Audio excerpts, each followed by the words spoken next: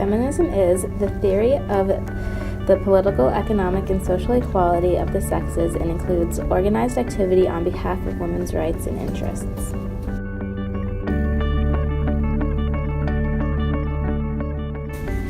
Sexism is the behavior, conditions, or attitudes that foster stereotypes of social roles based on sex.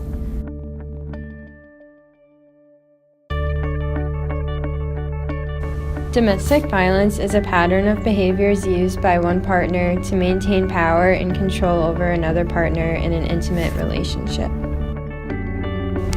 There are 3 waves of feminism. The first wave is suffrage. This started in the 19th and 20th century.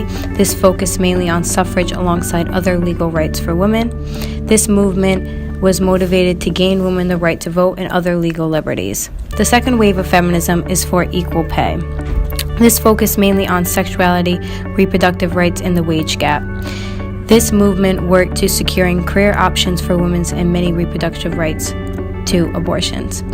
The third wave of feminism is patriarchy, and this focused on eliminating the male-dominating society and also fixing rape culture.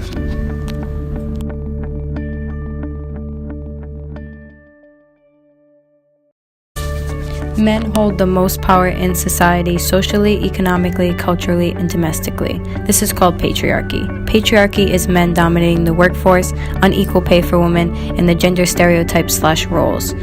Men are perceived as tough and women are perceived as weak and emotional. Patriarchy is the reason for women being objectified and looked at as sexual objects, or are told that they must meet unrealistic standards of beauty to be valued. Because men have this power in society, they feel as though they can control women or treat them however they want. Violence against women happens daily all around the world.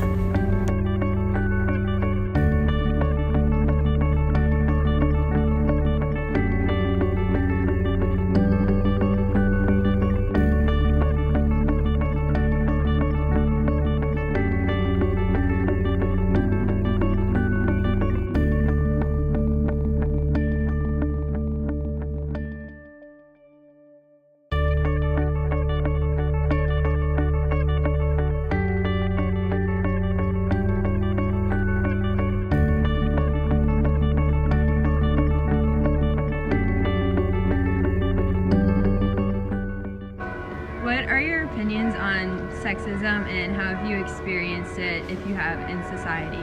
Wow, okay, so, to me, sexism is just something that's just super dated. Like, I feel it, and when I say that, I mean, like, it's something, it just reminds me of the past. Like, I feel like we're in 2018 now, like, people need to start realizing that, like, females can do the same thing as men, and, it's just, it can be super frustrating, like, an example where I've experienced it a lot, especially like with politics.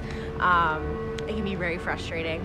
Like, I had an experience freshman year where, like, not even like in politics, it was just like with SGA, and like we were working a table, and like we were trying to market to people like our fundraiser, and this guy literally goes to me like, oh no, girls are too emotional, like you're not able to, like, you have to put your heart and soul into this, but like you're making it too emotional, and like you have to market to people, you have to be like a businessman, you gotta be ruthless, you gotta be like cutthroat. And I was literally like, excuse me, and it really like bothered me. So like I experienced like little comments and like stuff like that, and it's like kind of annoying, but you just have to learn how to counter it and to like teach people not to say stupid stuff like that, because it's really insensitive. It is also just really stupid. Wow. Okay, well, thank you for sharing your opinions and experiences.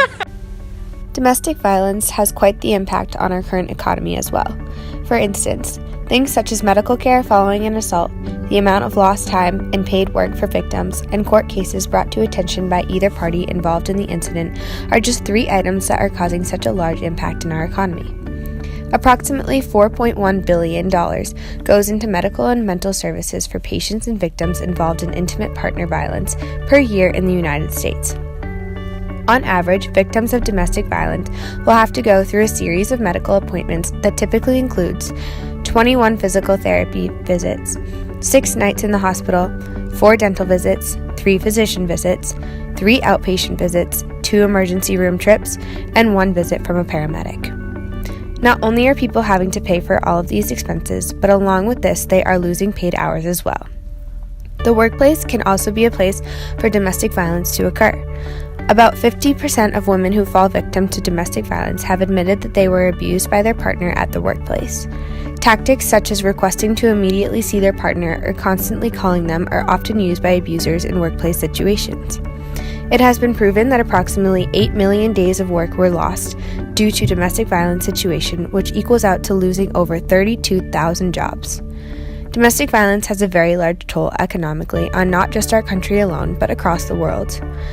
Individuals who have dealt with abuse and finally were able to report it are now dealing with significant finance issues for all of the aftermath. People with children are facing a whole new aspect, as they now have to find payments for not only themselves but their children as well. Dealing with abuse can cause a huge financial hole in a family if it is taken seriously and brought to attention. Okay. Back in 1965, my husband and I got married, and about 3-4 months later, we moved to Tilton, New Hampshire, where my husband was a teacher, and I got a job working in a bank. And I was there for about 2 months, 3 months, 2 months, I think it was. And I got pregnant, and it was starting to show a little bit that I was pregnant, and I had not missed a day of work. I was working all the time and never missed a day of work.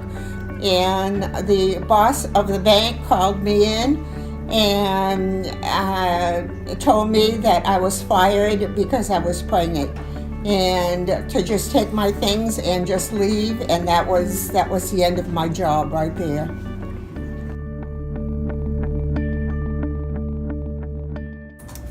Child abuse is physical maltreatment or sexual molestation of a child. Children are suffering from a hidden epidemic of neglect and child abuse. Every year, more than 3.6 referrals are made to child protection agencies. This involves more than 6.6 million children.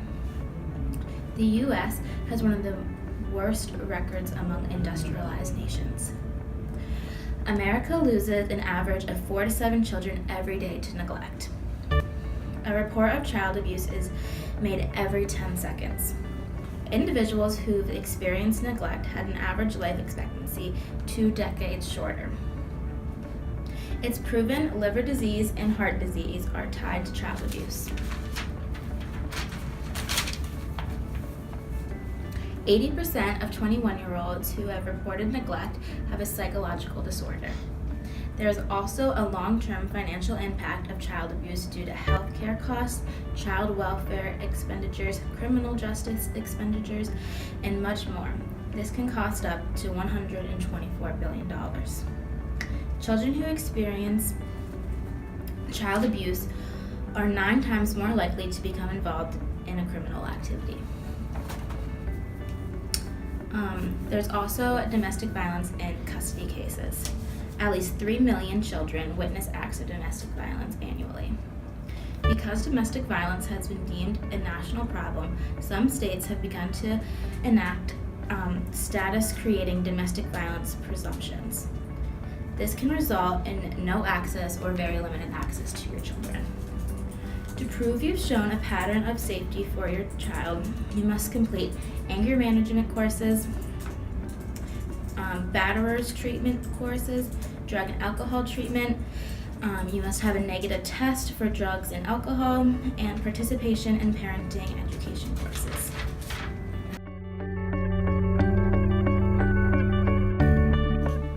So, a moment where I experienced sexism, I was in high school, and all 4 years of high school I played varsity softball, and there was this stereotype going around that if you were a female playing a manly sport like softball, then you were lesbian, and that was just everyone came up to me and asked me if I was lesbian, which was not true, just because of the sport I wanted to play.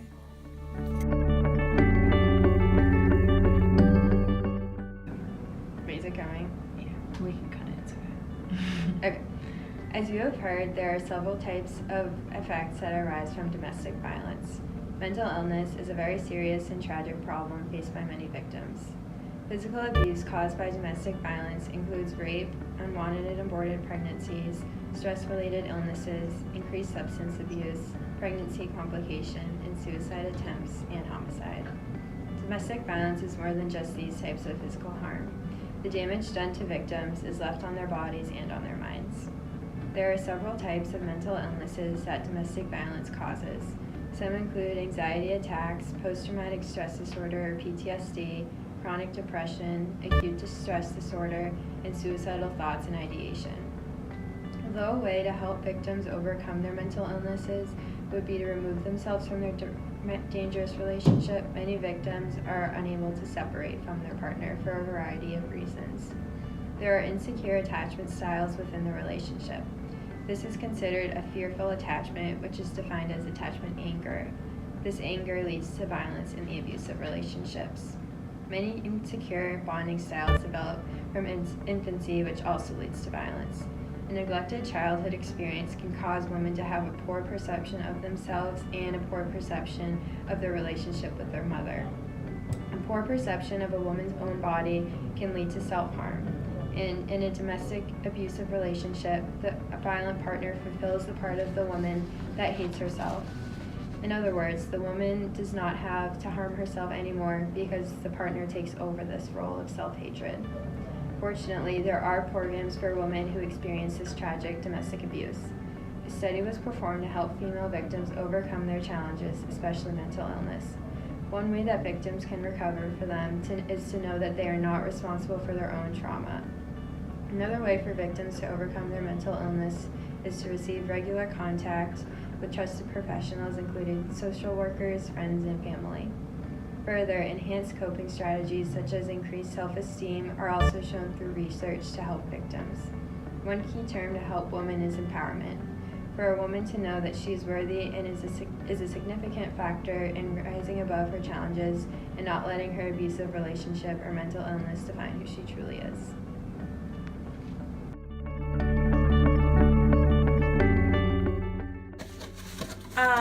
Another instance where I saw sexism was in my own household, in the Hispanic household. The male, or like the men of the house, are served first, and usually it's the women that are doing the serving, and they always put a bigger amount of portions and quantities of food. So yeah, that's something that just engraved into our culture and we don't see, but it's interesting to evaluate. I'm a politics major, and many times when I tell people this, people will make little comments. And one time I was questioned about my choice with this major because politics is a man's world.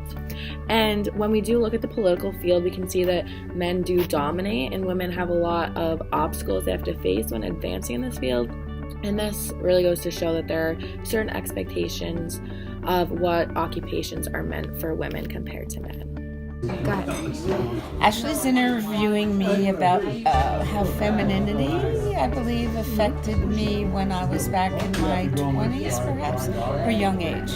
So the only story I can come up with are good things, that I dressed well, I had skills, and I was nice to people, and so I was able to get high-ranking jobs working for vice presidents and presidents of General Dynamics, Osborne Chipper, and Mutual Life Insurance. And then I went on to become a coach for the private school in our area, a preschool teacher. But my major is art. But I have never experienced, well, I can't say never. I have only experienced one incident in which I was maybe put down because I was a woman and not capable. But otherwise, it's all been very positive. However, this weekend, down the bottom of the hill, can I tell that story? There was a tree, part of the tree fell on my studio on a steep hill. And the man who took the part of the tree off said, "I took part of the tree off your she shed." And I said, she shed? Oh, not for me. It's a studio. So that's my story.